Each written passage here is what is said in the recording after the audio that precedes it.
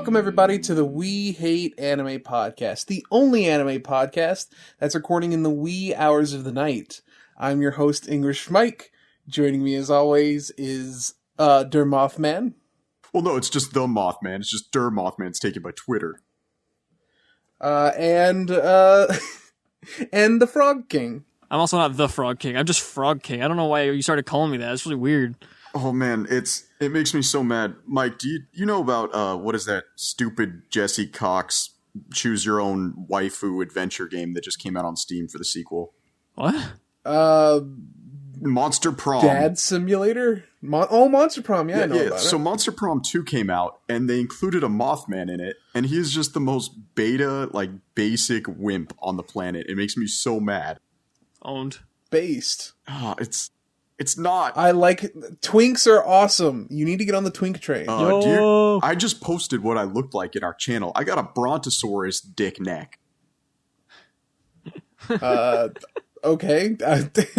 Great. Brontosaurus dick neck. Yeah, my neck kind of looks like a brontosaurus neck, but then I got that veiny bulge in the center that kind of looks like a dick.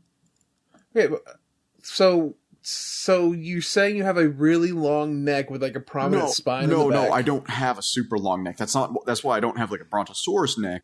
I got a brontosaurus dick for a neck. We're on a time limit, guys. Yeah. So I was telling Frog before we got here. I want you to know, Mike, I drove to Fairbanks and brought my microphone just so we could record this episode together. So I'm sitting in a hotel room with horrible acoustics. I mean, there's nothing on the walls. So this is going to sound awful when you get my audio. I hope you know that. That's fine. You guys usually sound like trash when I do your editing anyway. Aw. Oh, that's kind of depressing, Mike. Got my whole new setup I'm the going only on. one who I got ever my third sounds monitor good back. because my voice is beautiful. So, Mike, I do have a question for you. And this is something I feel like you can answer because you care more about things that make people angry than I do. Sure. Weird way to put whatever you mean. Why is everybody mad at QAnon right now when that is the website you go to ask questions? Man, I was like, okay, Yeah, we everyone keep wants to go back to QAnon. WikiHow. We keep QAnon talk to the Fist of Film Reel podcast, so I wasn't expecting it to come up here. I'm so glad I'm not on that podcast. The it's only a joke. You should listen to it sometime. It's a good podcast. It's a good podcast. Sucks. Don't listen to it. I had to build this podcast with my bare hands upon the theory that we will not talk politics. So the fact that you guys have another podcast to vent on actually makes me really happy. Hey, we don't even really vent on it. We have a similar mindset there. We're also just don't actively try and keep politics off, so it could occasionally pop up if it has to. Oh man, but there was another podcast that did this, and I don't want to throw shade at it because they're way more successful than us, and therefore they could do whatever the hell they want. But the last podcast on the left, phenomenal podcast, but I know exactly where all of their political beliefs, all their bigotry, all their hatred. I don't actually know what any of those guys like. I just know what they hate. Because that's all they talk about. I'm like, that kind of kills a podcast. What are you talking about? This is literally the We Hate Anime podcast. What do you want? What do you want? Right, but I like to talk about the things that I love, Mike. I like to talk about Golden Kamui. Yeah, but that's bad.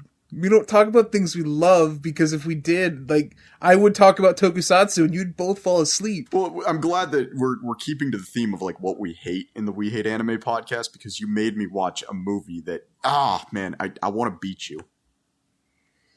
I typically have people pay for that, but I'll give you the discount because I love you and you're handsome. No, it's I don't know why you want me to suffer. For every red line we get to watch, I have to watch 3 or 4 depressing, okay, time to go kill myself in my bedroom closet with a rope kind of thing. Well, I mean, I come to you both, my arms open, waiting to accept your gifts, and you both give me radio silence, and then I have to go, okay, here's something that was recommended to me. We're gonna watch that. And then we watch it, and you both complain about it. I literally said I have a lot of fun stuff to say about this movie. No, it's we trusted Itsumo, and I like Itsumo. I think he's a great guy. I enjoyed him on the episode we had him, and I think he's got a lot. I got him while I was there. No, he's great. Like his knowledge of Chuck E. Cheese is something else, and I love it. But he is doing an entire series on Rurouni Kenshin. Like, this dude does not know what joy is. What? Rurouni Kenshin is like one of the most like fun like action series that exists. Mike, that's simply not true, because I watched 3 episodes of it and I just felt sad afterwards. You watched 4 episodes of an OVA that's specifically backstory about the main character. And he has some spoilers for Rurouni Kenshin. He has a not happy backstory. Yeah, no kidding. He's a Japanese protagonist. There's some Japanese protagonists with cool backstories. Really, name one Japanese protagonist with a happy backstory. How about Luffy? Luffy watched his brother die at the age of 5 years old, was abandoned as an orphan, and watched his best friend lose an arm because he made a poor choice. Yeah, it was awesome. He also stabbed himself in the face to become a pirate. That was not dark. That was literally played off as a joke. I saw that. I read like a bunch of One Piece. That doesn't count. Wait, wasn't that like someone told him that pirates have to have scars? Yeah, so no, pirates are like tough or something, and he's like, I'm tough. I'll show you. I'll stab myself in the face. Yeah, Luffy was literally raised as an orphan because his dad and his grandfather didn't want to deal with him. So he got stuck. He just pull himself up by his bootstraps? Sorry. Owned! Like, Deku's raised by a hot-ass single mother. Naruto's only friend was a swing set for 12 years. Like... Wait, stop, pause. How is having a hot mom a tragic backstory? Because she's also a single mother, and if he got any quirk, he would have either been Uraraka 2.0 or breathing fire, and that's just not hero quality. What are you talking about? Endeavor he's the most OP character one of the most OP characters in the series. Yeah, but he also can spit flames anywhere off of his body. Deku's dad can only breathe fire. So what? Like, all I'm saying is, like, I can't think of a single protagonist with a happy backstory. Like, the only one who comes close is Saitama, and it's a gag. It's a gag that a normal office worker just decided to be a hero. Isn't this whole thing, his backstory was he was just depressed the whole time? Actually, his backstory is that the effects of Japanese capitalism got him down. Also, running back on Mike saying, or just talking about My Hero for a second, Mike had a good tweet like a month or two ago that got like some backlash. It was a few weeks ago. It was all I said was that like people have this weird opinion that if you took Deku's powers away, he would be like a shitty character, and it's like no, the things that make him interesting aren't his powers. Yeah, no, that's why I find it I kind of dropped off that series especially when he started getting a bunch of random other powers. Well, no, they're not random. Actually, Frog, they're not random. They're the powers. Hey! Don't do the nerd voice. That's my thing. That's my gimmick. That's trademark. I'm sorry, I'll just do the rugged protagonist voice from here on out. Oh, this is bad. It sounds like he's being Tim Rogers, but turned up. He's Tim Rogers with more game. You call me Max Payne because I take the maximum amount of painkillers needed to kill a bull. I think Deku would have been a much more interesting character had he not had his powers from to begin with. My favorite memory was when I was dead. True. Go watch Tim Rogers' video. Go watch Action Button. What is Tim Rogers? I think he worked for Kotaku for a long time, and he was like one of the good ones, you know? No, you cannot. Yeah. Oh my gosh, this dude's face looks like the surface of Mars. Go watch his video on Doom on YouTube. Action Button reviews Doom, and just like, oh man, he has raging lesbian glasses, and like, what does this mean? Honestly, like, I'm looking at this guy, like and it's just glasses. Like, his nose looks like daddy issues nose. I don't even know how to explain it, but his nose looks like it has daddy issues. I don't understand. We at the We Hate Anime podcast refuse to talk about politics, but we will accuse internet celebrities of being lesbians. I'm like looking this guy up, like Kotaku, Tim Rogers, and I got this one photo of him that's like the least, like his Wikipedia image is the least complimentary image I've ever seen. Like, he kind of looks normal. Like, he kind of looks like, I don't know how else to say it, but like a Jewish Justin Bieber. Like, and then this one Wikipedia entry makes him look like... I mean, you should see his picture on Twitter is just him looking kind of like surprised, holding his Pomeranian. Yeah, and Pomeranians is a base dog. Like out of all the dogs you can have, Pomeranians are great. Yeah, this guy looks based on hatred. This guy looks amazing. Like, I mean, okay, not amazing. He's 41 years old, and he obviously has never heard of lotion in his life. But like, you know, he looks way younger than he does look really good for his age. Yeah, no, he looks like. He's kind of got that, what is that? Who's that guy who did the Metal Gear Solids and the Hideo Kojima? He's kind of got the Hideo Kojima thing going, just his nose is holding him back, man. Actually, I'd say like his graying hair is what's holding him back. If it wasn't for that, I would think he's about 25. No, I don't think he looks bad. I just say like that's the only thing that gives away his age. Oh, yeah, sure. See, this is what I love. Like, you come to me, Mike, and you're like, Moth, do you have any stories that we could talk about this week? And it doesn't even matter. That is you are adding context with like this like, oh, we have nothing to talk about, Moth. Please just give me a crumb of pussy on this podcast. Bless us with your tales of with the actual line conversations. Just a crumb. The of actual Moth context. Stories. The actual context is me going, Moth, what do you want to talk about? I already have everything else lined up. Please, I just need to know what you want to talk about so I can finish the docket. Speaking of which, I actually suppressed a sheer burst of autism the other day, and my wife saw it happen. Like, she saw my whole body ripple. I guess I'll tell the story. So I'm at the gym Did you see a pile of leaves? No, I'm... No, I'm at the gym, and this woman has a GoPro on a dock for some reason. On a dog? Like a dock, like, you know, those, they're called like the tentacle docks, where there's like 3 prongs that you can like wrap around your arm so you can like rock climb with a GoPro without it like killing you. Oh, you mean like an armband? Yeah, okay. Yeah, it's like, and there's just girls walking around my gym, which is really weird because once again, this is like bodybuilder heaven.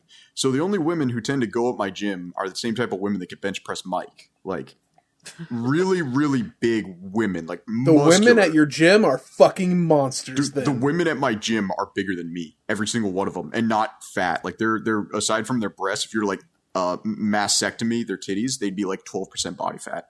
Like, they're huge. Bruh, you need to be like, hey, do any of you guys like fat bastards? Because I got my friend in Arkansas who's looking for some mommies. Arkansas. But I see this girl like doing a lot of leg exercises, and like the GoPro is looking at her ass, like, obviously. And you know, she's doing all these leg exercises with the GoPro on, and it's a little bit weird, but you know, everybody does their own thing. And I don't know, like, you know, I'm the type of person, my wife sometimes films me while I'm doing workouts so that I know where I need to improve.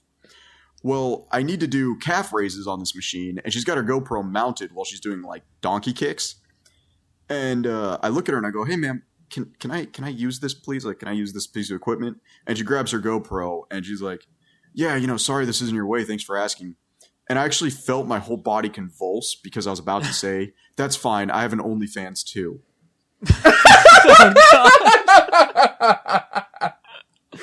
That was funny though. And like, my wife actually saw the interaction happen, and I guess she saw something because she looked at me. She's like, "What didn't you say?"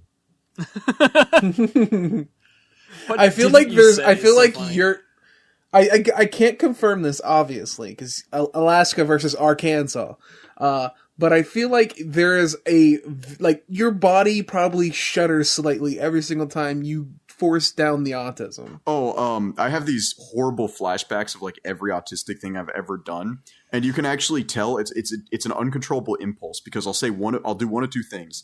Either you'll see my whole body shudder as I like remember some cringy thing I did, or I'll just randomly spurt, "Drugs are bad." Like, uncontrollably, I will just scream, "Drugs are bad." And my wife will look at me, she's like, "What did you just remember?" That's some dark shit, dude. Because, like, when I have horrible flashbacks, it usually involves the sexual assault that's happened in my life, but not to cringe moments. It's just thinking of someone, like, screaming, "Drugs are..." That's PTSD. You have cringe-based PTSD. I guess it's just that's my trigger. I'm like trying to think of a situation that like triggered it the other day while I was like trying to go to bed the other night, and I can't remember. PTCD. I don't remember. Post-traumatic cringe disorder. Yeah. I'll try to remember like something cringy I've done that causes like my whole body to convulse.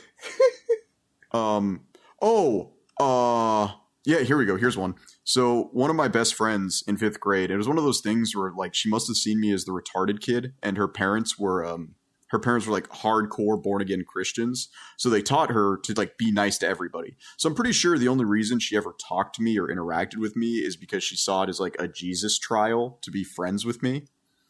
So all through like elementary school to like the 5th grade, she just tolerated me. Like she was always nice to me, you know, whenever we sat together, and it was like she always handled me with a smile. Like this woman knows the truest term of grace. Like I know Mormons who don't embody the word grace like this girl did. Like her compassion and her ability to handle retarded people is just like this woman was a saint. Like at the age of 10 years old, this woman was absolutely a saint.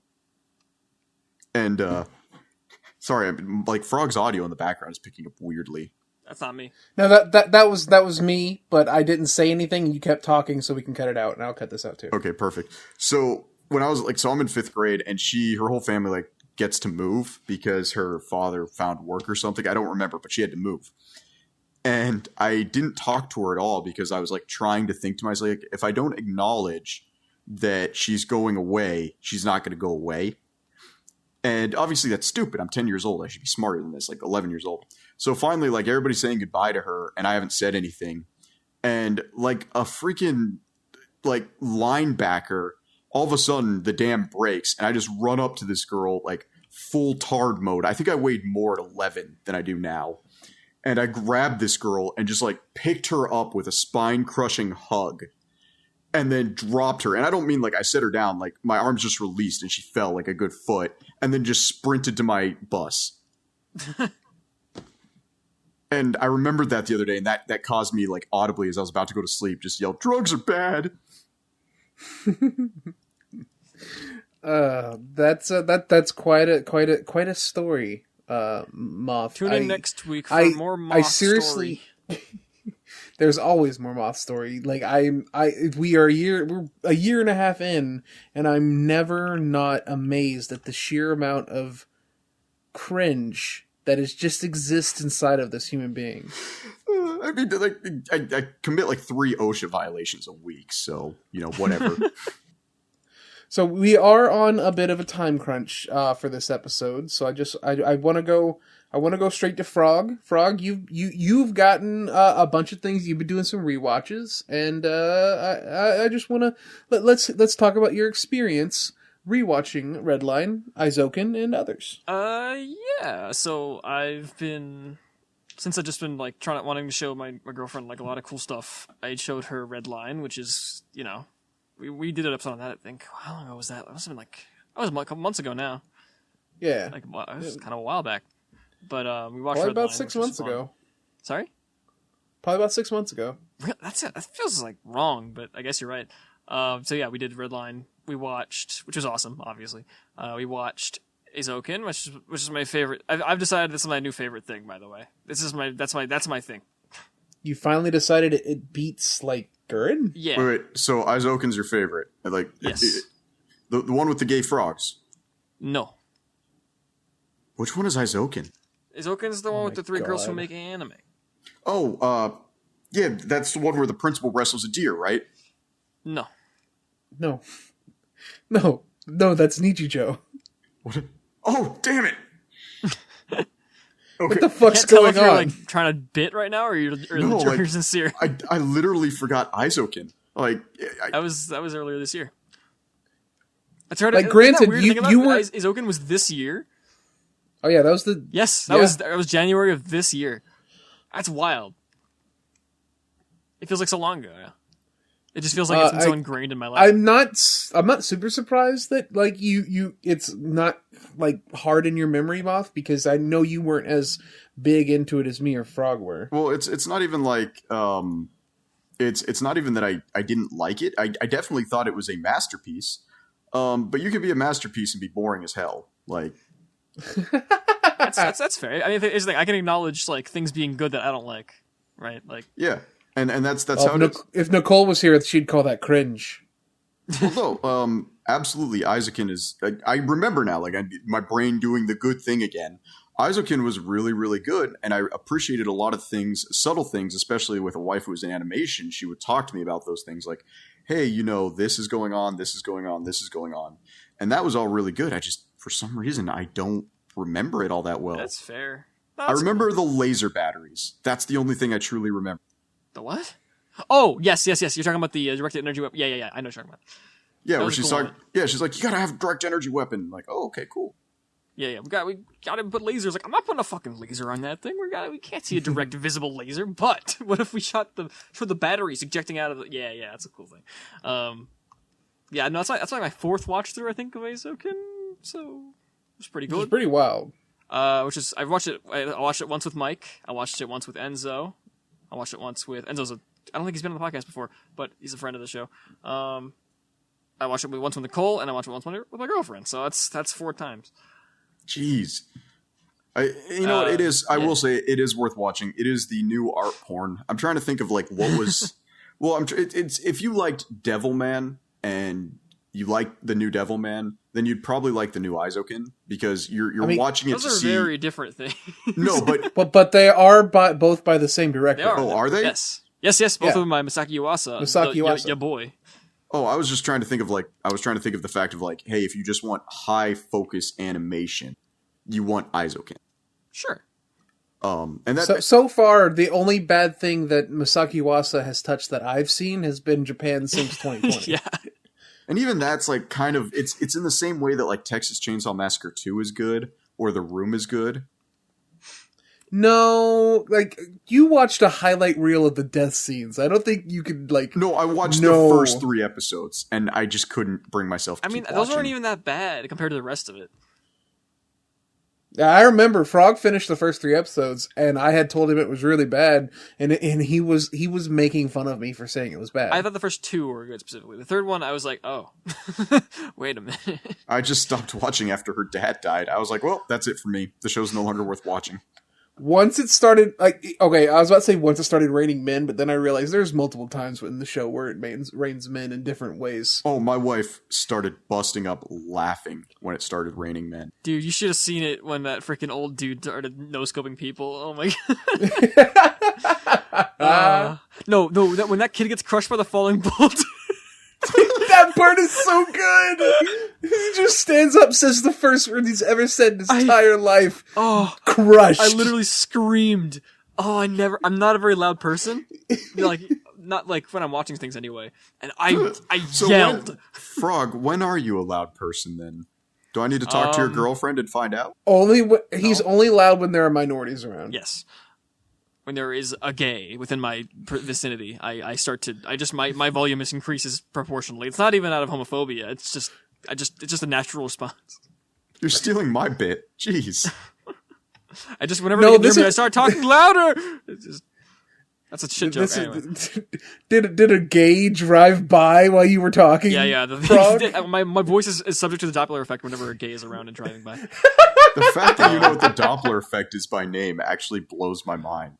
That's a pretty common thing. That's basic science knowledge. No, but the only reason I actually know what the Doppler effect is because ultrasound probes use it to scan your anatomy. Like otherwise, I think it's just pretty commonly used in like not in like general like conversation, but in a lot of like media. So no, I wouldn't. No, because you got like Schrodinger's cat, right? Yeah, pretty common. You don't take the situation and then take the cat in the box with the nuclear isotope and like yeet it down a pair of stairs and tell the person at the second floor landing and just say, hey, you're going to hear the cat coming at you as it's meowing in this box that I taped shut. And then as it passes you, you're going to hear it differently. Like, you don't do that. The Doppler effect is not common nerd knowledge. I think it's okay, especially for nerds, it's not that it's common. I wouldn't even say, like, it's not that it's common nerd. Like, Schrodinger's cat is like a nerd thing, because, like, science fiction loves to reference it. Honestly, I don't think anybody but Futurama has truly done Schrodinger's cat justice. But they also... hard disagree. I can think of two... I can think of 2 things off the top of my head, but one of them's Doctor Who. Well, okay, but Doctor Who doesn't count, because it hasn't counted ever since they got rid of Eccleston. Well, this would have been the thing that counted is pre-Eccleston. So are we talking Tom Baker era? No, I'm talking the Doctor, the one directly previous Eccleston, the one that only had a movie, but he also had radio dramas, and the radio dramas are really good. You know, I actually have to say, going back, Futurama also did the Mobius strip a lot of justice, and it's so weird thinking about that. They did an entire race around a Mobius strip. Oh, it was a good episode. Yeah, that was like their last season too. It was great. Honestly, I haven't cried in a lot of shows, but the ending of Futurama genuinely makes me cry every time I see it. I don't remember. I don't remember because it ended like a bunch of times. It kept getting renewed for a while, so I don't remember what. The final ending is Fry keeps falling off a building, and the building is so tall that he's got a switch that lets him rewind, but he fell so far that the switch won't let him rewind enough before he fell off the roof. Oh, jeez, that's terrifying. Yeah, so he's falling to his death for like two. And the thing is, like, even if he hits the button exactly at the 30-second mark, he's still going to fall a little bit more every time, and he's at terminal velocity. So they're talking about like what can they do to prevent him from dying, because he tried to propose to Leah, I think. Yeah, Leela. Fun fact: do you know what Leela's call sign was when she was a cop? No. It was 1BDI.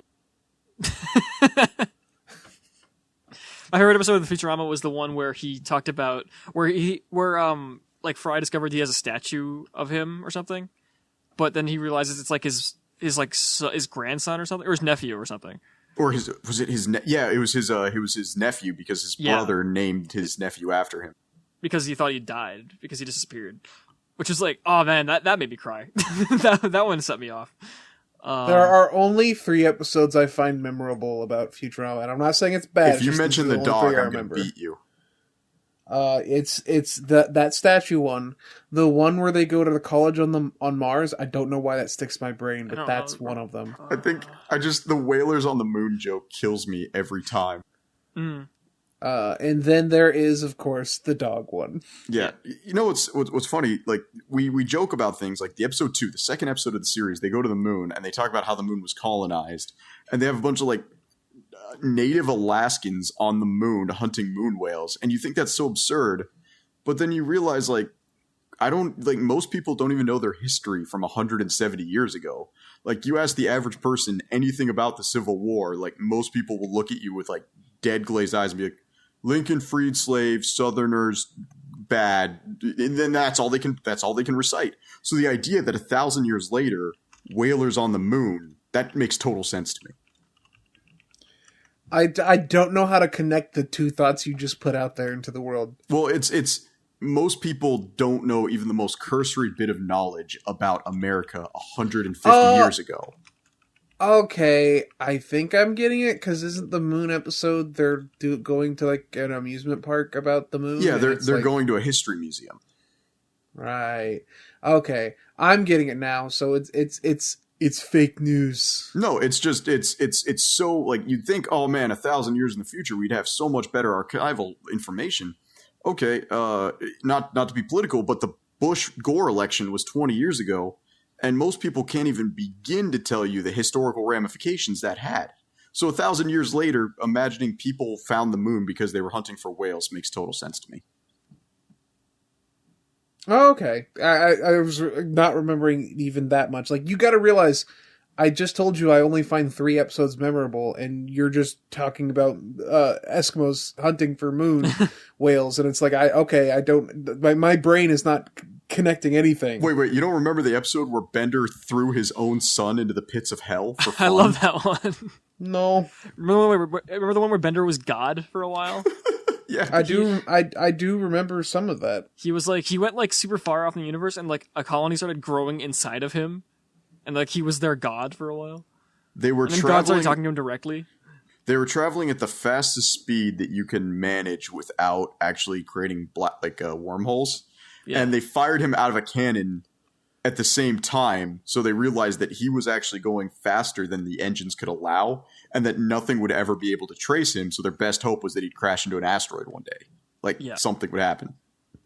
Yeah, and then his alcoholism caused an entire civilization to crumble. Yeah. Because he was God. And then God talked to him after that. He was like, what's up? It was pretty chill. So actually, I prefer Futurama much more than the topic we want to talk about. Futurama is one of the best shows of all time. I'll stand by that. Yeah, no, it's Rick and Morty for people who are too smart to be on Reddit, if you ask me. Okay, whoa. Whoa. I listen, this is not a political podcast. But However, the proletariat will prevail. We have I to thought the defeat all proletariat were the Redditors. rich people. No, that's No, the no, bourgeoisie. no. That's the bourgeois. Isn't that a type of cheese? No, you're thinking of no. Romano cheese, Rom- or any other kind of cheese. Romaine Romano cheese. cheese. I love Romano. You're thinking of romaine romaine cheese. lettuce. Yeah, I was gonna think. I love putting romaine cheese on my Caesar salad. I said Romano cheese. Okay. The Romanos. Everyone loves the Romanos. I don't reference everyone loves Raymond on our anime podcast. I'm canceling you on Twitter.com. You know what's fun is I don't think I've ever seen a single episode of Everybody Loves Raymond that was in English. Well, What? it's really weird you say no. There are across the world, and it's true with a few different like shows.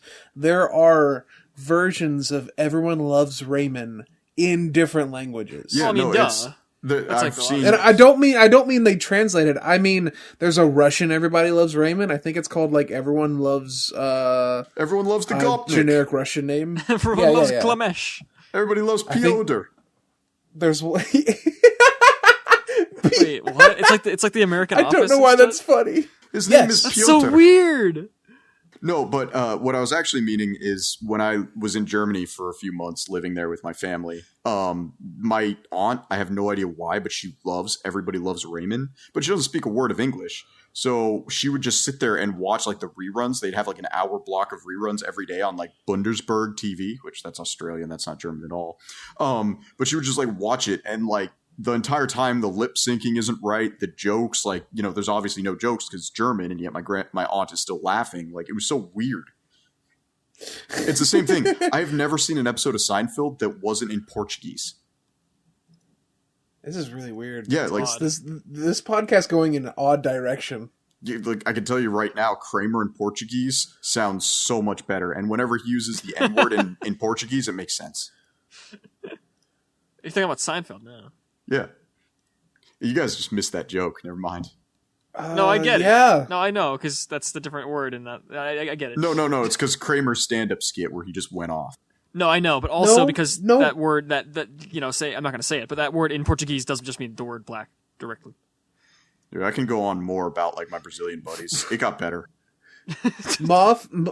Moth made a joke without realizing. Moth made a joke that didn't realize it had two different meanings, and he was like, "Oh, you didn't get the fact that Kramer said a racist thing, the thing everyone knows about," and you're like, "Oh, I thought you were being clever," and it's like, "No, I was talking about the I was racist like, oh, that's a thing." nice multi-layered joke you did there. Yeah, Oh, it's wait. in the business we like to call this Schrodinger's dual entendre. So this week from the We Hate Anime podcast, I got a recommendation from friend of the show, friend of the podcast, friend of me, Hey, Itsumo Listless. Hey, Kev. me and Itsumo have actually been talking, just so you know. Like, we talking about Monster or Dragon Warrior Monster strategies. By the way, if you ever play Dragon Warrior Monster, best game that came out on the Game Boy, you can fight me on this.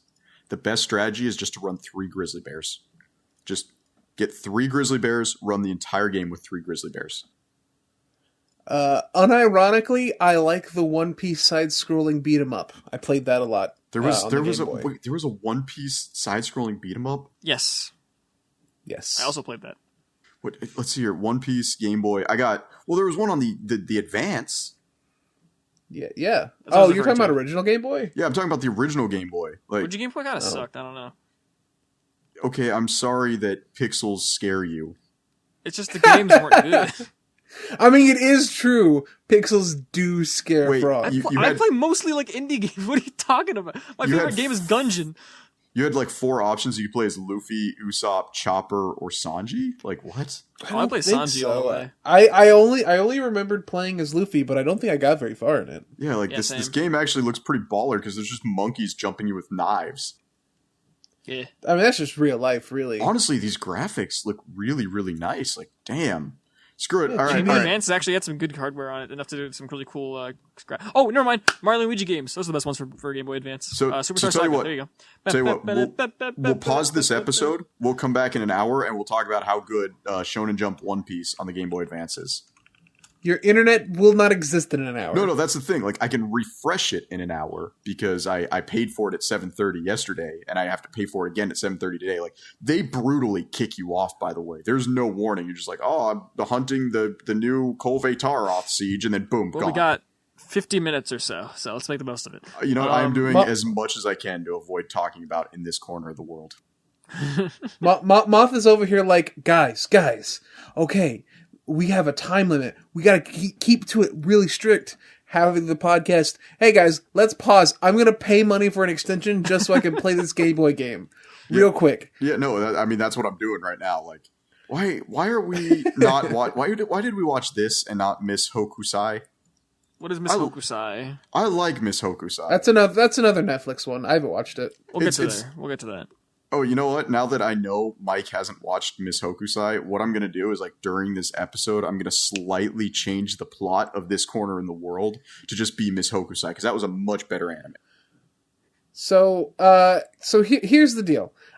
Neither of you get to complain about the choice if neither of you choose anything. I think we could pick the Made in Abyss movie, to be fair. Anyway, whatever. Right, it's fine. I liked Yeah, the you Made said in that Abyss movie. That was great. You said that after you literally said this to me like yesterday after everything's already decided. That's We've fine. already Because watched I it. didn't have a problem with the movie we picked. I'm fine. I watched it. We're good. You know what I really liked about Annie. the Made in Abyss movie was when they're, like, at the We'll very get beginning. to it after.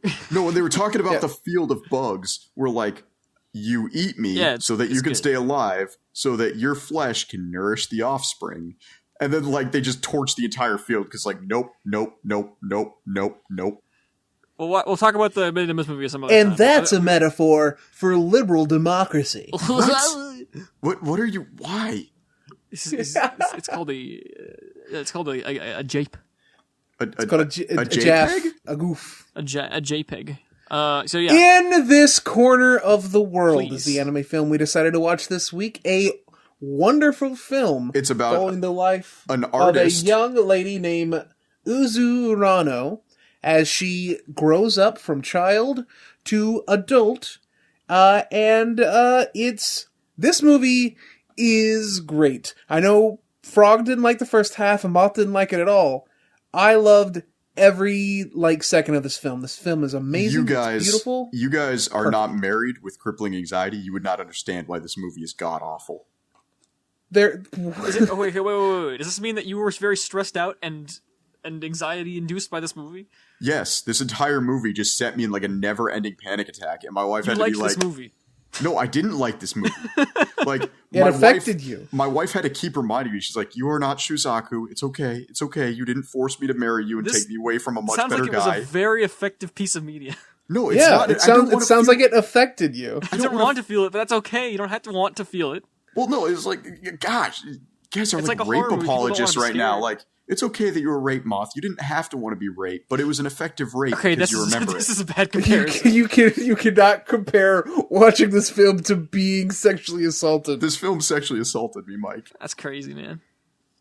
I mean, You know, this So- film so could this- have been good, but they really dropped the bomb at the end.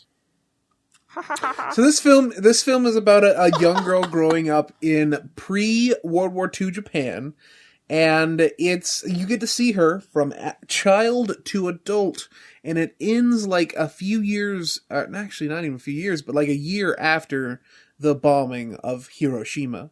Is it a whole year? Yeah, it is. It's not a whole year, but it's close to it. It's like 8 months. Can we talk about the fact, though, that this movie does suffer from the thing that pretty much every anime movie suffers from? Do you know how long this movie is, Mike? 2 hours and 6 minutes. An hour and 44 minutes. Or sorry, 144 minutes. There we go. So it's 2 hours, 24 minutes. My No. my rip was 2 hours and 8 minutes total with credits included. Yeah, it's only 2 hours long. That was the live action television film. Fuck. Yeah, no. Whoops. Dumb bitch. Yeah, okay, so still 2 hours. That is entirely an hour too long for this movie. Here's the deal. Okay, wait. I don't completely disagree with you here. Mike's gonna disagree, but I don't agree with you, but I don't completely Well, disagree. there's a ton of content that doesn't make sense to me. Like this is a big one. Is when I started watching this movie, I was like, oh man, there's supernatural elements in it because her and her childhood friend that she should have married get kidnapped by some random stranger and they shrink while they're in his basket.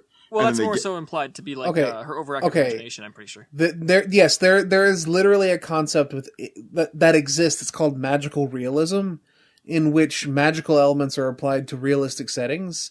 This the main character, Urano, Suzu. Suzu. She is described at the very very beginning, and it maintains throughout the entire film. She's an incredibly simply minded person. Like the way she views the world is through like a very simple lens. Well, to be fair, she's not like Simple Jack from Tropic Thunder. She just doesn't have to view the world complicated. She doesn't have to worry about everything. She can just enjoy herself.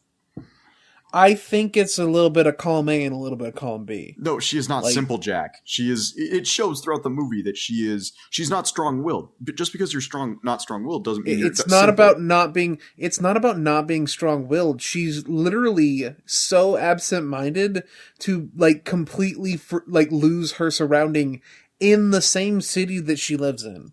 And I don't mean the foreign city that she moves to after she's getting married. I mean the city she was born in. She gets lost and she invents a story of a dude kidnapping her, where parts of that story isn't completely made up either, because she meets the guy that she ends up marrying later, which is really interesting, but magical realism. Okay, yeah, I get the guy that she married and the guy she should have married screwed up all the time because they looked exactly the same. I don't like this. Okay. I don't like the idea that she should have married the other guy. I do think the other guy should have said something. Yeah. You're right. Like, I think that the guy that she ended up marrying ended up being a really cool guy, but no, he was a good husband, but he was dealing with the crippling anxiety, which is something, if you guys ever get married, you're going to feel where it's like, was I the rightest one, or would she have been happier with these other guys in her life? And that's like... Now, I've never gone so far as to tell my wife to sleep with her childhood friend, but because her childhood friend killed himself. But, that's a serious thing that a lot of guys worry about. And the fact that they brought that to the forefront was completely inappropriate. What? It made the character interaction like way painful. More realistic and interesting. Yes. No, that was unnecessary. It was I didn't want this. None of this. That's what the movie tried to do. It wants you to hurt you. That's the whole point. It was literally like watch something and love something that wants to hurt me. That's like trying to pet a cat. You don't have to like that, but it was effective. It's like trying to pet a feral cat's stomach. Moth.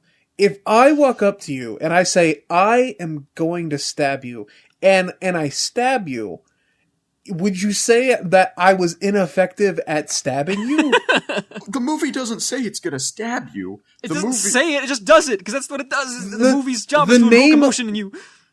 The name of the movie is In This Corner of the World. It is literally creating like a realistic depiction of this era. You know what? Like, if this movie had been forced marriages like this happened. If this movie had been made in Australia and not Japan, it would have been way more entertaining.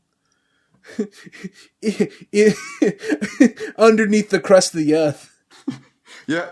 Oh, my husband's ground harness broke. Goodbye. The boomerang gang came around again. All right, I'm just imagining every character in this movie just running around with a ground harness now.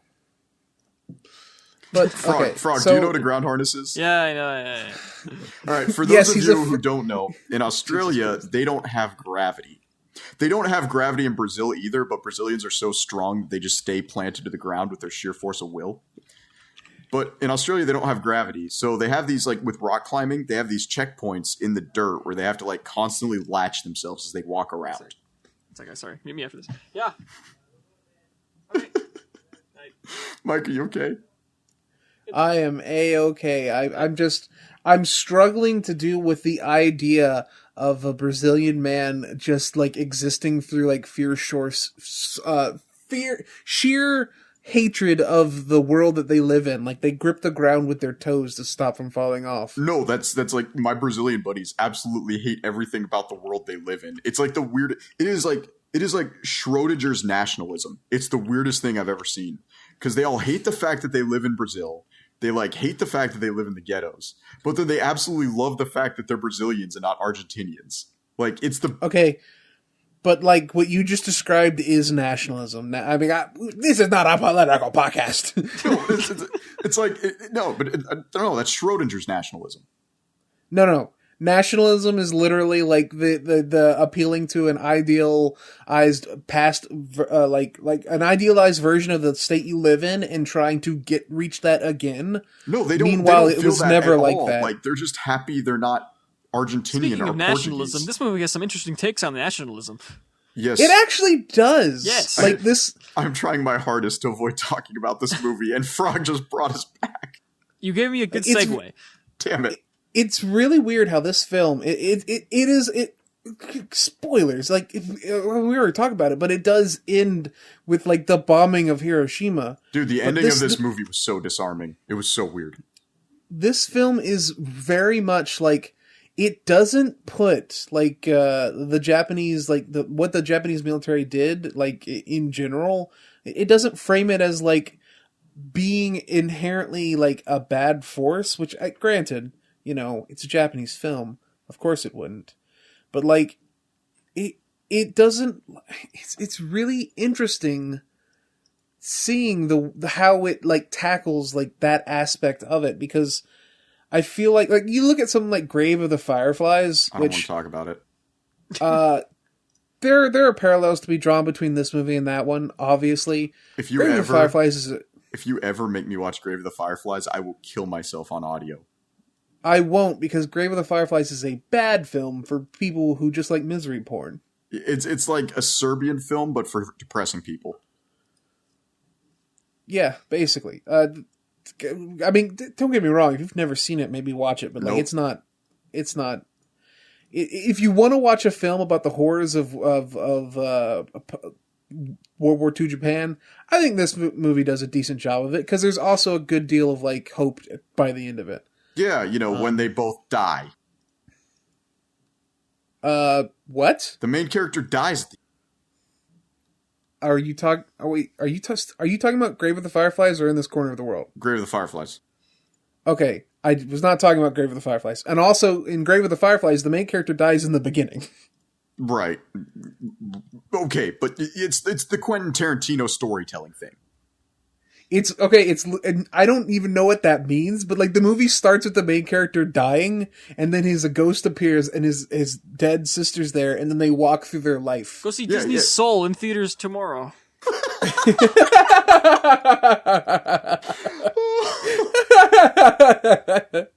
Anyway, Jeez.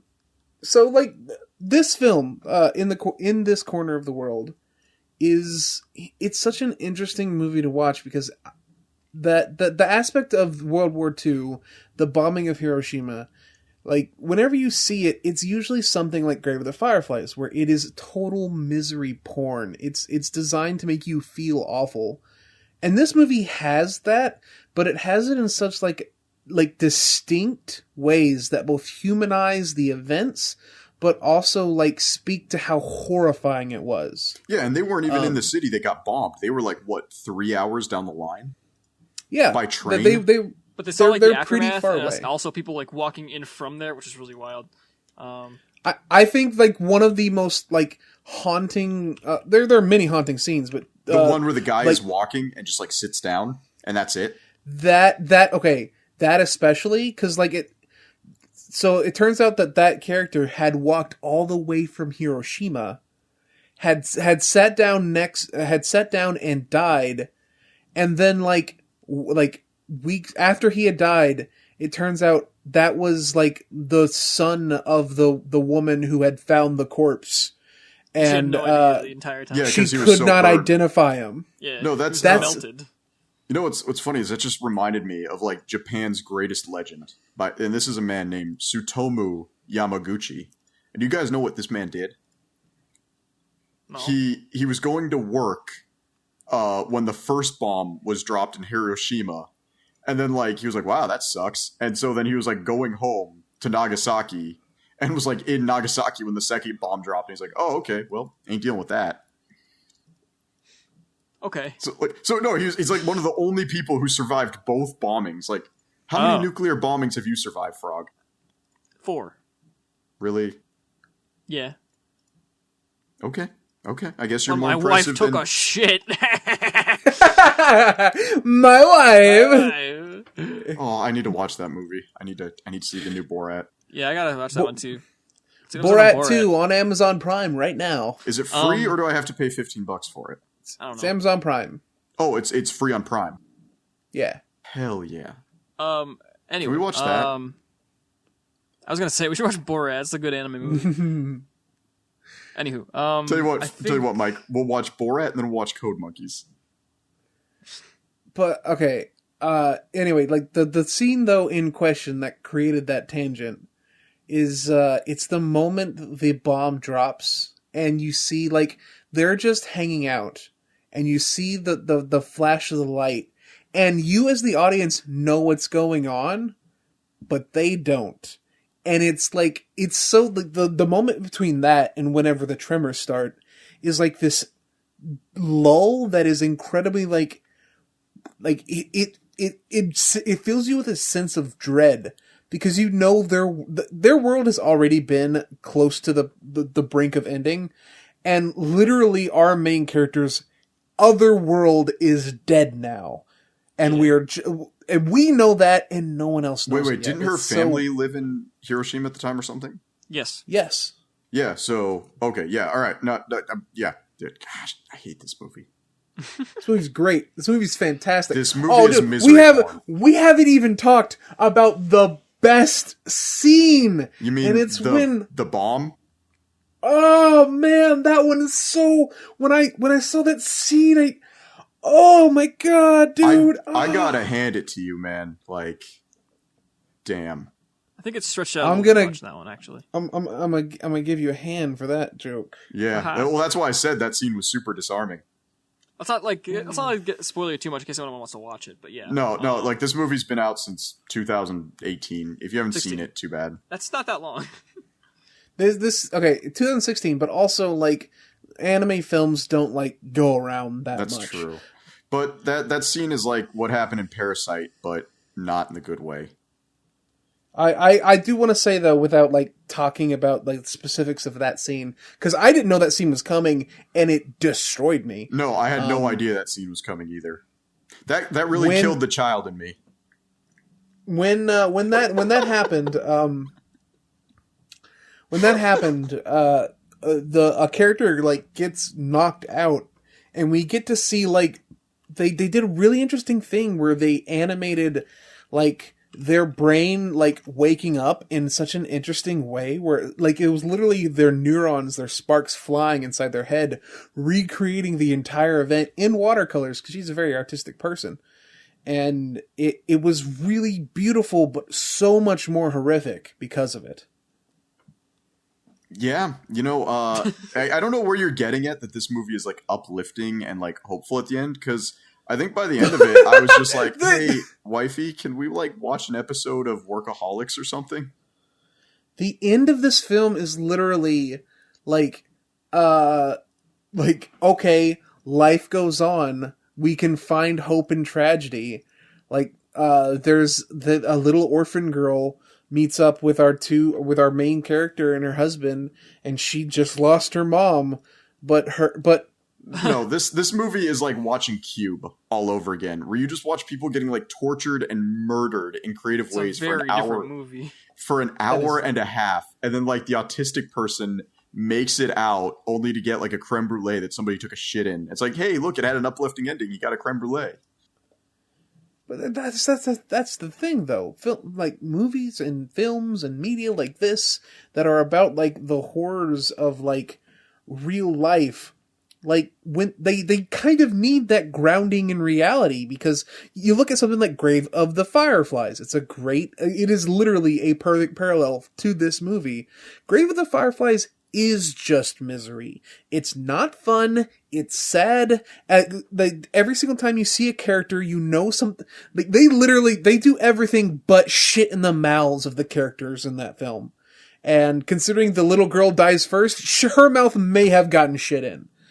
But in this film, like that humanity that exists within it, that the people of Japan can move forward, like no matter what happens. Okay, I'm gonna drop a spoiler bomb for 30 seconds here and just be like, there is no happy ending in this movie. So let's reiterate the facts. It's not so happy anymore, so just a hopeful one. Her entire adoptive family basically disowns her for killing their like a related family member.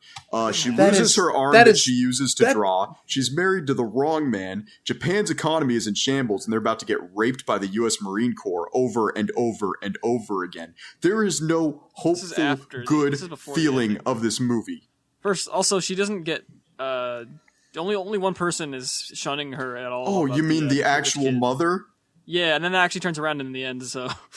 Yeah, because she stops blaming her for the death of her child, because literally no one could actually have prevented that. You know, in fact, unless she has so much inner guilt. She has so much inner guilt that even she destroys herself at the thought of, if I had only held the other hand. Yeah. She would still be alive. And later in the film, the mother that dies was holding the other hand. Like it's such like great parallel to like the hope, because there's still hope no matter what. This is not a happy, hopeful movie, and I feel like you're actually. Are you kidding me? Credits of this film is the family bonding around the adopted daughter. Happy movie. We never said that. No, it is hope. It just has a hopeful ending. It doesn't have a. It's not like this movie is like a good thing to bring to your like. At this point, I'm making you both at gunpoint watch Miss Hokusai. Because that's just a movie about a demisexual chick trying to get by in life. Sounds fine. Sounds fine. I'm sure there's more to it than that, and me and Frog will watch it, and you'll be like, wow, this is a great commentary about Ecuadorian communism. Yes. And it totally went over your head. I have a couple things I want to say about this movie, though. Go ahead, Frog, please. Before I just... Because you're not Mike, and therefore you actually, have opinions that are valid about people getting shit on. But I agree with most of Mike's opinions on this movie, other than the first half, and even then I don't disagree with him entirely. I think the first half, the first hour or so of this movie, there is definitely merit to it, but I found a lot of it to drag on for a long time. I think it picks up a lot in the second half, because that's usually when the more violent things start happening. And yes, I'll admit that's partially my monkey brain just wanting to see more intense stuff. Not to say that there isn't actual worthwhile content in the first half, because there actually is quite a few interesting things and some good details that get brought back in the second half. Although a lot of it is kind of just there for its own sake, which is again fine. The whole first half is basically trying to build up the this kind of relationship with this new family that Suzu is taking on, and to kind of make you attached to her and her situation and stuff, and that's very important. But I can't. I'm not going to pretend that I wasn't actually kind of bored a lot during the first half of the movie. Oh, no, I was bored the entire movie when I wasn't, racked with anxiety about, how horrible everything is in this movie. I wasn't super anxious about it, or so just kind of... there were some definitely stand-up moments. There's actually, a joke in Mormonism, and I know this is going to sound really weird, but I gotta let you know where my mind was this entire movie and how little I can actually handle with these things. In Mormonism, everyone's like, man, I really hope I get to see the Savior before I die. And I'm like, nope. I hope to be dead years before the last prophecies and Revelation come true. Because I ain't dealing with this crappy post-apocalyptic world sucks, everybody standing around defending Israel. I ain't dealing with this. I want to be dead long before the world goes to hell in a handbasket. You just described the world we live in right now. No, it will be significantly worse. We will be living in Cube world. Everybody in little cells using their shoes to, stop bombs and stuff. Man, we really need to watch Cube. I like that movie. We should watch the... Maybe we'll watch it on Fist of Film Reel and we'll have you on. That'd be great. But Mike, have you been watching another tangent here? The Journey of the Witch, the Wandering Witch? No, I watched the first episode and I was pretty content, so I didn't watch more. It just gets so dark and so depressing. The second episode is a little bit hee hee ha ha, okay, the light Yuri elements, whatever. But in the third episode, she watches a brother and sister literally get eaten by carnivorous plants and just watches while they die horribly and flies away. And then she goes to another village and watches a little slave girl get abused by like an abusive father while the father's son is like, why are you so sad? Look, I got you nice things. Like he's in love with this girl, but like he can't see her agony because he's the son. And it's very, very heavily implied that the little girl kills herself at the end of the episode. And I was like, damn. I'm looking forward to picking this back up, baby. I hate you all. So, you know what? I Horrors of War. Golden Kamui actually does a lot of Horrors of War, and I don't find it like horribly cringy and unnecessary and painful. Because even in the episodes, shouldn't Horrors of War feel painful? Well, like, even in the episodes where you learn like why all these people have PTSD and why they are the way they are and why they suffer, like it's still so well told. It's so like Sure. there was episode 3 of season 2. There's a character on the cast that you haven't really cared about. A lot of the characters who are in the cast right now, you thought this was going to be like very Monster of the Week, and they're going to show up once, get beaten by Sugimoto, and leave. But there's actually been a consistent cast of about 10 characters. And you find out that basically he was the son in a fishing village of a murderer. And everybody kind of hated him except one girl who liked him. And they agreed after the war, the Russo-Japanese war ended, that they would get married. And basically her family went up to his father while he was in Japan and said, hey, if you tell her that he was killed, she'll go to this arranged marriage with a rich man in Tokyo. And you find out like he gets betrayed by his father, kills his father, he gets court-martialed and sentenced to death because he killed his father. And you find out that his commanding officer killed some random girl and buried her under his father's house and said, hey, look, his father really did kill her. He was acting in self-defense to protect his soldier. And it's really well written. It's much better written than this movie. I don't know why you guys don't watch Golden Kamuy. Better written than this movie? Fuck off. This movie is fantastic writing. This movie is terrible, and the writer just wanted to punch you in the dick over and over again. Except that's not the point of the film.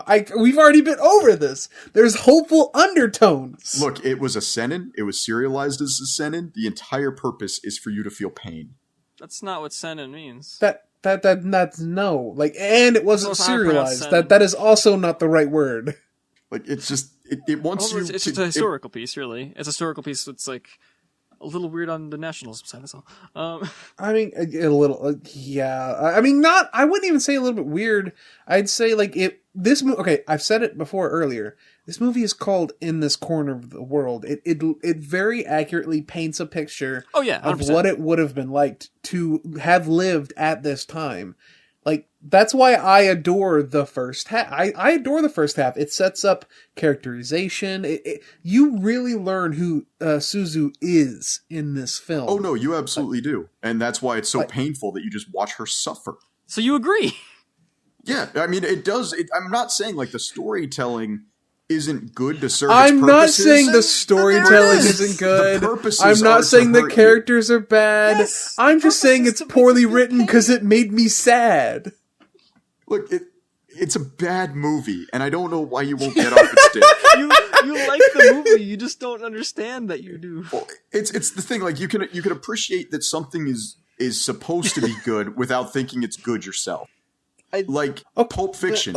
Hate Pulp Fiction. I much prefer Django Unchained and Inglourious Bastards, mostly because Christopher Waltz is a phenomenal actor. But but this movie, I can see like where a lot of you guys are coming from, but you missed the mark. You think it's good because your monkey brain has been programmed to see this and go, "Oh, this good because filmmaking, storytelling, this good."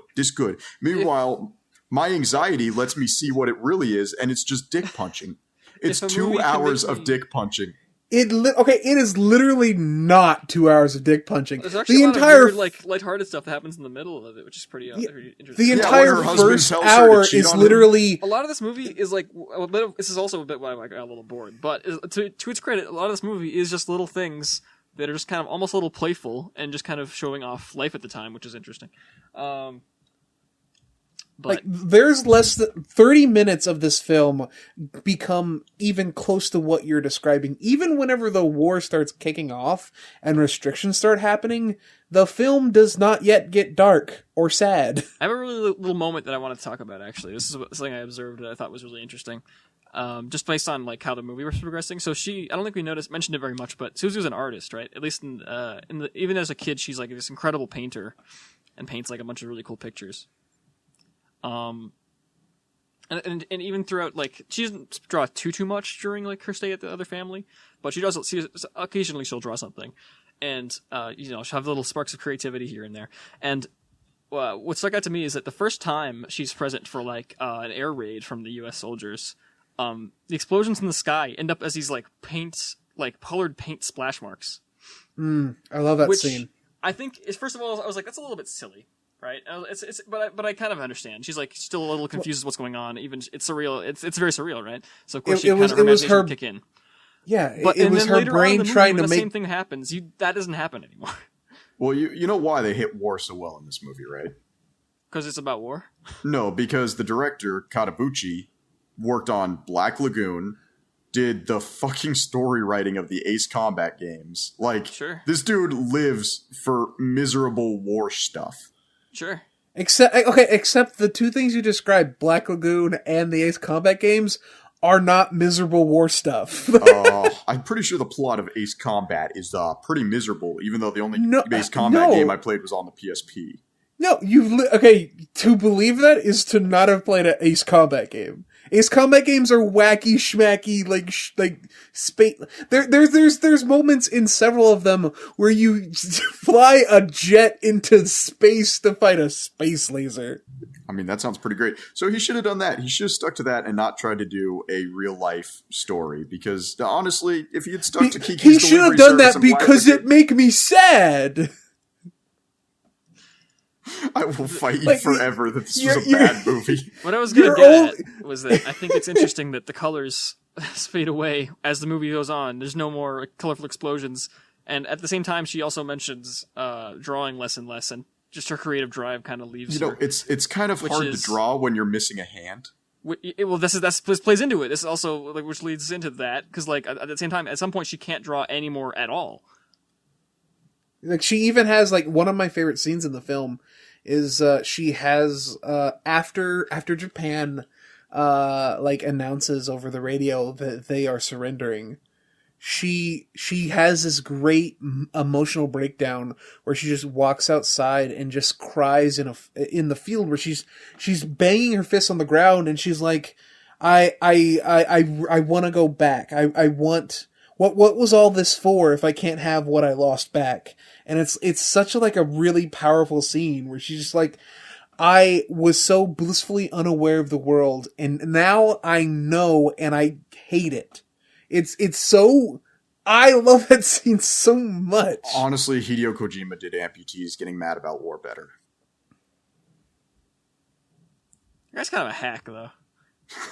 True! They played us like a damn fiddle. They did. I stood up for Japanese nationalism and caused a little girl to die, and I lost my hand. Yeah. And but yeah, I think this movie ended up being really solid. This is my overall impressions. We had to wrap it up pretty soon because of our time limit. But I mean, we got another 10 minutes. Or 20 yeah, I know, minutes. but like we should probably start wrapping things up a little bit, basically. And I'm sorry, like, to our audience, I'm sorry that you were hoping, like, maybe you think this podcast is about people actually being critically analytical of stuff. You're on this podcast. They gave up hope for that like 30 episodes ago. Yeah, like this is the Moth wrangling bad opinion anime podcast at this point. I'm sorry, Mike. I just think and this movie hurts me.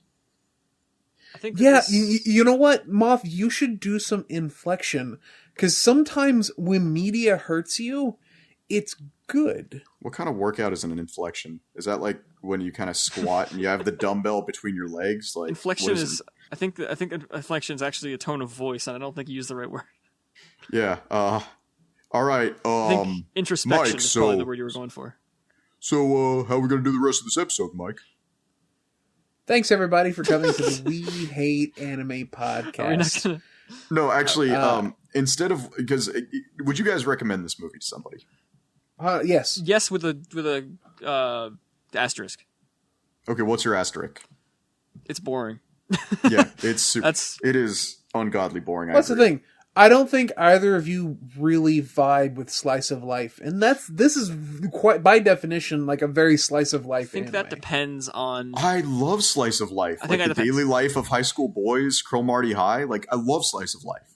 Because it depends. Cromartie High is not a slice of life. Would you consider Eizouken to be a slice of life? Because I think I would. It's very different in terms of slice of life than most slice of life, but I think it still counts. I would consider Golden Kamuy a slice of life. I don't think that right. Is also not a slice of life. Sorry, what? What is that?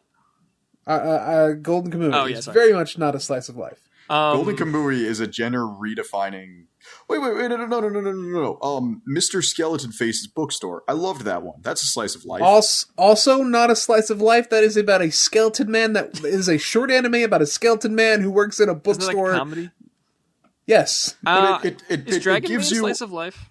No. Is what? Dragon Maid. I think Dragon Maid's kind of slice of life-y. Dragon Maid is a slice of life comedy. Okay, but it's like with fantastical elements to it. What about Sarazanmai? That's a slice of life. That is that is not even a slice of life. That is yes. No, it's not even a slice of life. I think there's actually not much life in it. A slice of life is something in which you experience the life of the characters in the film, in the film or movies or shows. So Vinland Saga is a slice of life. Vinland Saga is a slice of life. Arguably, parts of Vinland Saga could probably be considered slices in a of way. life. Would you consider Berserk? I know you haven't read it, Mike, but the second arc is very slice of lifey, but in a very weird way. And I can't wait to hear your opinions on that whenever you eventually read it. Would you consider Berserk a slice of life? No. No. Okay, you're talking about a slice of life is a cut of a character's like. I think it means. I think when you say slice of life, it kind of implies a bit of mundanity. Say okay. Let me because it's called a slice of life, so I'll use a cake metaphor, right? Would Tenchi Muyo be a slice of life? When you get no. What about Love Hina? When you get a slice of life, you are getting a sliver of a character's life and all the parts that come along with it. Like on a cake, if you get a slice of cake, you know what the rest of the cake is going to be like, but you have just that single slice. So like I could probably tell you based off this movie, Suzu's life, I could probably tell you like even after I finished the film, I was immediately imagining in my head what Suzu is like at 60 years old in the year 2000 with like missing a hand, and she's probably dealing with cancer because she survived a nuclear bomb. Okay, no, slice of life that I love, Wotaku. That's a slice of life. That's a comedy, slice of life comedy, but life is hard for Wotaku is absolutely a slice of life. Slice of life comedy, so it counts. I would not even say it's like it is a slice of life comedy. Like it is as much slice of life as Maid Dragon is. As like this is Mike going, hey guys, I like this genre of anime, you don't, and when you try to share it with me, I gatekeep. Mike is gatekeeping us, Frog. I am describing the genres of things. That is not gatekeeping. Slice of life in this scenario? I haven't seen very many of them, so it is this. Okay, so I just described it. It's the slice of a character's life. No, but like, Mike as likes an example, that we don't. That's like, boring. What's a good example of a slice of life show? The movie we watched. I know, but like a show though. Like a show. Would you say Nichijou is a slice of life? I'd say that's way more comedy than a slice of life. Arguably. I would argue that it has a lot of fantastical realism, but it's. What about Sayonara Depression Sensei? I haven't actually watched it, so I don't have an opinion. Neon Genesis Evangelion is a slice of life. No. Nope. Wait, what? No. There's like no mundanity in that show at all. So it has to be mundane for it to be a slice of life? No, but like it's typically less so. Like it is about the downtime in people's lives. Is Seinfeld a slice of life? Like when you take a slice out of someone's life, usually the more interesting like events aren't necessarily going to be shown, and this you get their mundanity of their normal procedures, and that's what. So B movie is a slice of life. No. That is a narrative in a significant event in Mr. B. Barry Bennison or whatever his name is. So then Seinfeld is a slice of life. Yes. Okay. BoJack Horseman is a slice of life. I would argue it Most is. sitcoms are slice of life. That's a good way to put it. Okay, so Mike, I love slice of life. Like that '70s show is one of my favorite. They're like Scrubs. Scrubs is probably my favorite TV sitcom of all time. Yeah, I'd call that slice of life. Yeah, but I'm talking about anime in particular. Okay. Yeah. So as I was saying, the daily lives of high school boys. That's a slice of life. Would you consider? I think I missed your answer, Mike. I don't know if you answered it, but did you think Eizouken counts as slice of life? Yeah, I'd say it's slice of life. So here's the deal though. Like Eizouken, like it's not like the lives that these characters live. Like it's not really. There's nothing really mundane about it. Like that's true. They're very. There's tons of what fantastical about realism. Would you say that's slice of life? Chihaya-Furu? What's that again? Chihaya-Furu, that's the one about the card poetry, where they have to like draw cards for poetry. I never watched that. Might be. Okay, I'm trying to think of like stuff that we've both watched that I like that's slice of life. Honestly, I mean, the fact that Golden Kamuy isn't a slice of life to you just drives me nuts. It is actively not. Like it's that there's the character in Golden Kamuy that fucks animals for fun. Would you consider Spiral a slice of life? Wow, that's such a weird cut, dude. Also, no, Spiral is a detective story. No, Spiral by Junji Ito. Oh, Uzumaki. I thought you were talking about a really like an anime from 2006 that I've seen called Spiral. No, Junji Ito's Spiral, the better Spiral. Yeah, Uzumaki. No, that is not a slice of life at all. That's a horror thing. Yeah.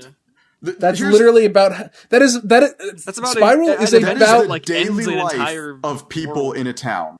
Except it's not. It's about a town being infested by an eldritch concept. Okay, but it's their daily lives as it's happening. No, because this is not the usual going-ons of a town. If Spiral was a slice of life, you would have to take the Spiral out. Okay, it would no longer be Spiral. Or you could make it so people... here's an interesting slice of life would be what people have to do to live with this weird Spiral eldritch horror. Yes. That wouldn't happen because they have to die, I think. But like there's a slice of, I couldn't remember the name of it, so I didn't mention it when you asked me for an example. But there was a slice of life anime from a few years ago that was about a family of witches, and the main reason I remember it is because one of them had dark skin and she was really hot. But that they have magic abilities, but the show is just about like their family's life. There's no overarching narrative. There's no villains.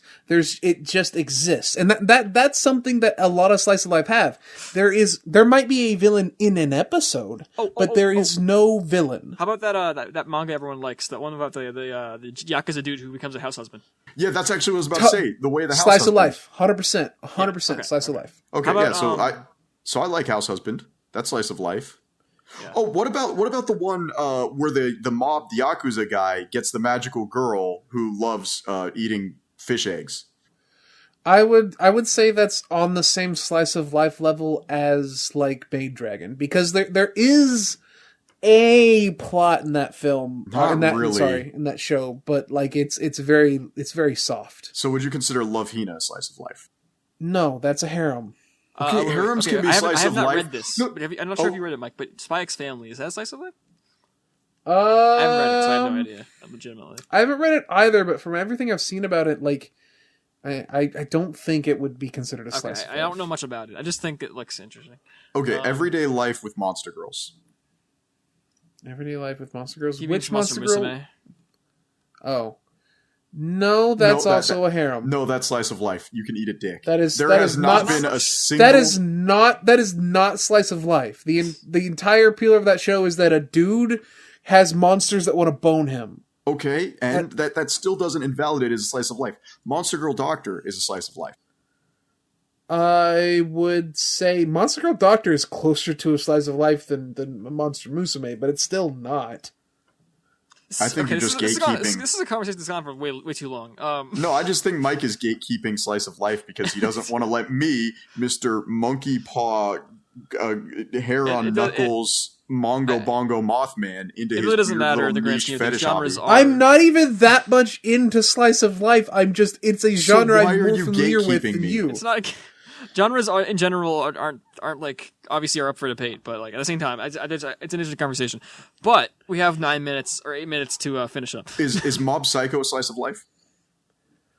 I wouldn't. Thank say you, so. everybody, for joining us today on this episode of We Hate Anime. Join us next week where we will be watching the sequel film to the original season of Made in Abyss. I look forward to it because Yeah. that's gonna be awful and horrible. Dorohedoro is a slice of life. In a kind of a weird, fucked up way, kind of maybe. Yeah, Mike. Dorohedoro is a slice of life. I would say it has like. It has I don't know if okay. you can. Slice I of do life. not know if you can say Dorohedoro is a slice of life just because it has fantastic world building. Let me Like make there my there case, there okay? is a mystery. There are antagonists. There is No, a there giant isn't. boss There's fight not at a the single end. antagonist in that entire series. How can you say that? How can you say that? There's not a single How one. can you- Because how- everyone is the best Wait, boy or girl. I'm sorry. I forgot you've only seen the anime. That makes sense how you can say that. Okay. Let me make my case. Okay, so you would consider Wagnaria to be the ultimate example of a slice of life, right? Don't know what that is. Working Wagnaria, I've never seen it. the anime where the guy with no social skills whatsoever decides to start working as a waiter in a cafe, and he falls in love with one of the girls in there. Like you've never have either of you seen Evangelion? Wagnaria? You know, if you describe it again a fifth time, I may have realized I've seen it. Okay. So Food Wars obviously isn't a slice of life, but in That's a Wagnaria, shonen. it is very much like every day. Like there's a slight plot going on in the fact that 2 of the ships are happening in the show. Like you want 2 of the sets of characters to hook up, but overall, it's just watching these people get into disasters every single day. So at the end of Wagnaria, the main character wants to be with this girl, but there's like this. They do this like basic JRPG, like you have to get in the way of her older sister, or you have to get in the way of her mother. You have to beat them, like. Dorohedoro does that, where it's just people trying to survive and get through their daily lives, and at the end there's a huge climax. You can't hold a climax against a slice of life anime. Except that's not what Dorohedoro is. Like, Dorohedoro is a show in which there is a central mystery that runs throughout the entire show, and it's who is the man inside of Kaiman's mouth. And that's what the show is about. And that evolves to become more deep and more multi-layered until it reaches the climax. It is ostensibly a mystery show with fantastic world building. All right, Frog, whose side are you on this one? Let's deal break it and end the episode. I didn't see any of this. Okay, so should do plugs. Let's do. Oh yeah, we'll do plugs. So Frog and I, the people who believe that Dorohedoro are actually a slice of life. Say that. I said it had slice of life elements. You absolutely do. Mike and I are breaking up, and you only get to see him on the weekends. That's fine. We record Fist of Film on the weekend, so it'll work out. So would you consider The Thing a slice of life? The Thing, the movie? Yeah. No. It's just 3 days inside an Arctic research camp. Very big event normal, a normal Arctic research. If it wasn't, thing I'd with- be an interesting slice of life though. Just an Arctic research facility. Yeah, if that's what the thing was, it'd be cool. Actually, yeah, because the characters in the thing are really interesting. Yeah. All right, well, that's been the We Hate Anime podcast. I am Mothman, Mothman, Cryptid Himbo on Twitter, and at this point, all I'm going to be posting is either my modeling or me working out because I've given up on everything. You can follow me at Andy Mikaru. All of our links will be in the description below. Shout out to Itzmo Listless, who was the one who recommended this film to me. Thank you, I Itzmo. very much appreciate him. I'll Good also move. be linking of the video he made on the movie that made me want to watch Oh, I this. should He watch didn't that. he didn't tell me to watch this. I watched that video and I was like, this is what I want to do.